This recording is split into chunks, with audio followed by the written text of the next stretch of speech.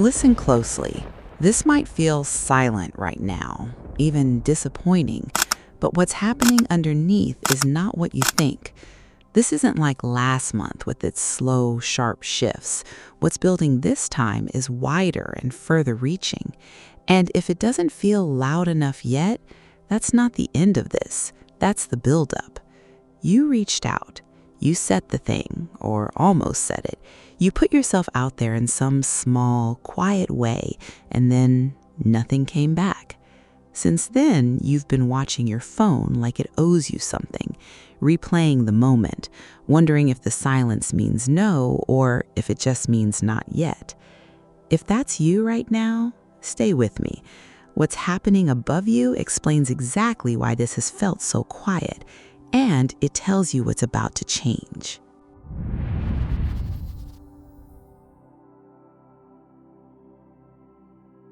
There's a very specific feeling underneath all of this, and it's not really anxiety, even though it can feel like it.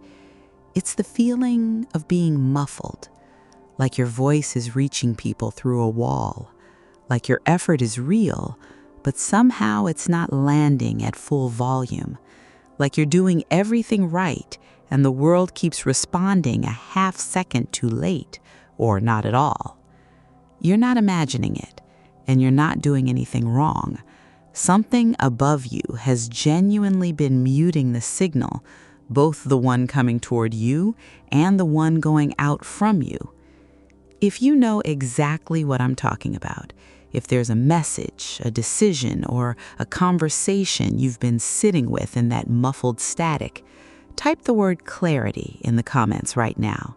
I read every single one, and I want to know what you're waiting to hear, because that muffling is about to lift.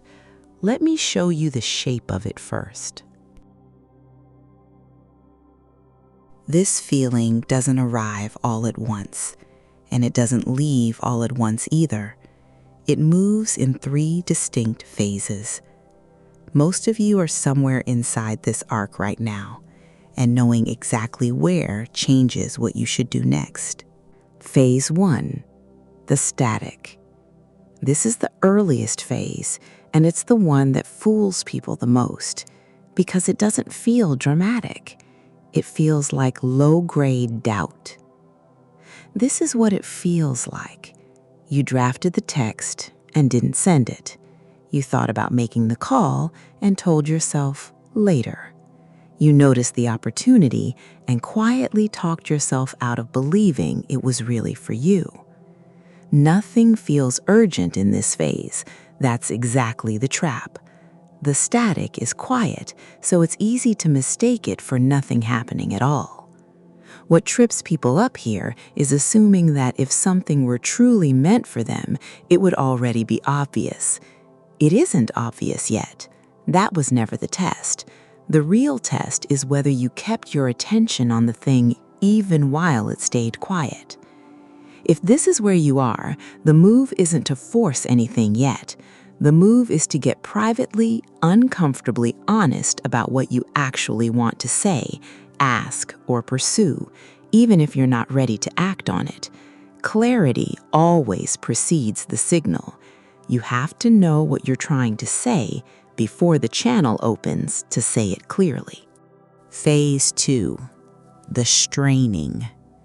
This is the phase right before the breakthrough, and it's often the hardest one emotionally because it feels like almost there without arriving. This is what it feels like. You can sense something shifting, but you can't quite name it. A conversation almost happens and then doesn't. You almost get the reply, almost make the decision, almost say the thing, and then it slips again. This phase is uncomfortable specifically because you're close enough to feel the pull of clarity without yet having it fully. What trips people up here is giving up right before the shift, mistaking almost for never. The straining isn't a sign that it's not coming, it's a sign that the volume is turning up. Static that's about to clear often sounds louder and messier right before it resolves, not quieter. If this is where you are, don't abandon the thing you've been circling. Stay one more round with it. Whatever you are about to give up on, the message, the ask, the decision, this is precisely the wrong moment to walk away from it. Phase 3, the signal. This is the breakthrough phase, the moment the muffling actually lifts and the channel opens fully. It doesn't last forever, but while it's active, it's unmistakably clear. This is what it feels like: sudden clarity, a conversation that finally makes sense, a decision that stops feeling complicated and starts feeling obvious. Some of you will get an actual message in this window, a reply, a callback, a text you've been waiting on. Others will get an internal one, the moment you simply know without needing anyone else's confirmation. What trips people up here is urgency without direction, trying to say everything to everyone all at once the moment the fog lifts. That's not what this phase rewards. It rewards precision. One true sentence said plainly to the person or situation that actually matters will do more than a flood of noise. Here's what's actually driving that whole arc, astrologically.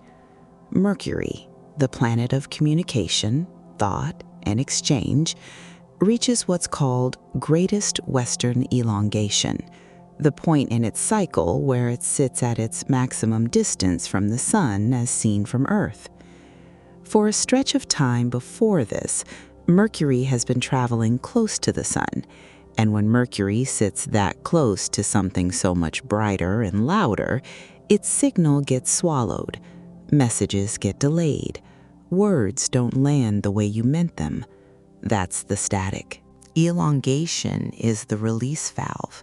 It's the point where Mercury pulls far enough from the Sun's glare to become clearly visible again, the clearest, highest point it will reach in this stretch of sky, in the morning hours, in its own ruling sign. That visibility is the astrological signature of everything you just felt in Phase 3. The fog isn't lifting by accident. It's lifting because the planet that governs your voice has physically separated itself from what's been drowning it out. This was never punishment. The silence you've been sitting in was never a no. It was proximity, something loud sitting too close to something quiet. So here is what to actually do with it. Pick one thing, one message, one conversation, one decision you've been sitting on in silence. Not 5 things, one. Write down in a single honest sentence what you actually want to say or ask, not the polished, protected version, the true one. Then, in whatever window feels like your personal Phase 3, when things suddenly feel clearer, lighter, more direct, say it, send it, ask it, however it needs to leave you. A small practice to anchor this. Write that sentence on paper, read it aloud once, quietly, and fold it in thirds, like a letter ready to be sealed. You don't have to send it to anyone for it to count. The folding is the act of turning something vague into something finished. Keep it somewhere you'll see it for the next several days. When you feel complete with it, you can burn it, keep it, or actually send it. When you act inside this clearer window instead of waiting it out, here's what tends to shift. Not someday, not vaguely. These are specific, and if you've lived through a clear signal window before, you'll recognize every one of them. 1. The loop stops. The checking, the refreshing, the replaying, that whole exhausting inner loop quiets down almost immediately, not because the outcome is guaranteed, but because you've stopped waiting for permission and started participating in it. There's a specific kind of relief that has nothing to do with getting the answer you wanted and everything to do with no longer needing to check your phone every 10 minutes. That relief tends to arrive the moment you speak, not the moment you're answered. 2. The response you were waiting for tends to arrive faster. Not always in the exact form you imagined, and not always the way you scripted it in your head, but the silence breaks noticeably sooner once you've spoken your piece than it ever does while you're still working up the nerve to. Static doesn't clear on its own timeline. It clears in response to something. Your voice, spoken plainly, is often that something. 3. You get information, even if it's not the answer you wanted.